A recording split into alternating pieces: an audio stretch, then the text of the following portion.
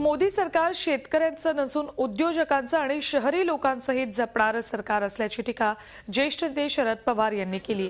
वेळ पडली तर शेतकऱ्यांना लोकशाहीच्या मार्गाने आवाज उठवावा लागेल, यासाठी रस्त्यावर उतरण्याची तयारी ठेवा, असा इशारा माजी केंद्रीय कृषी मंत्री शरद पवार यांनी दिलाय।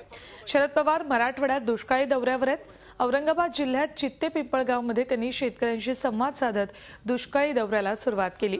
यावेळी शेतकऱ्यांनी त्यांच्या व्यथा पवारांसमोर मांडल्या, तर पवारांच्या टीकेला भाजप प्रदेशाध्यक्ष रावसाहेब दानवे यांनी प्रत्युत्तर दिले। विरोधात असल्यामुळे आंदोलनाची भाषा करण्याशिवाय पर्याय नाही, असा उपरोधिक टोला दानवेंनी पवारांना लगावलाय।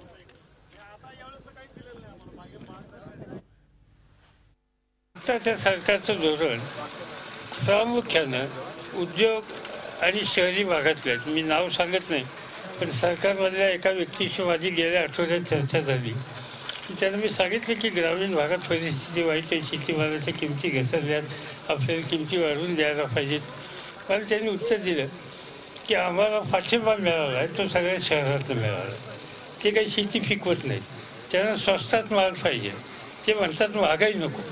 आता महागाई म्हणजे तुमचा भाव वाढला की महागाई, आणि खता औषधाचे भाव वाढले तर महागाई नाही। वेळ प्रसंगी आपला प्रश्न सोडून घेण्याच्यासाठी लोकशाहीच्या आणि शांततेच्या मार्गाने आपल्याला रस्त्यावर सुद्धा यावं लागेल, आणि ती येण्याची तयारी तुम्ही ठेवा, मग बाकीच्याला सरळ करण्याचं काम आम्ही करू।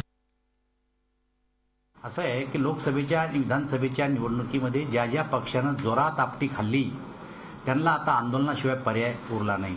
कधी म्हणतात दुष्काळाबद्दल आंदोलन करू, कधी म्हणते शेतमालाबद्दल आंदोलन करू, कधी म्हणते केंद्र सरकारच्या वेगवेगळ्या निर्णयाच्या विरोधात आम्ही आंदोलन करू।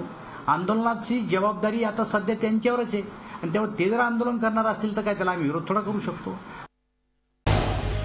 झी 24 तास रहा एक पाऊल पुढे।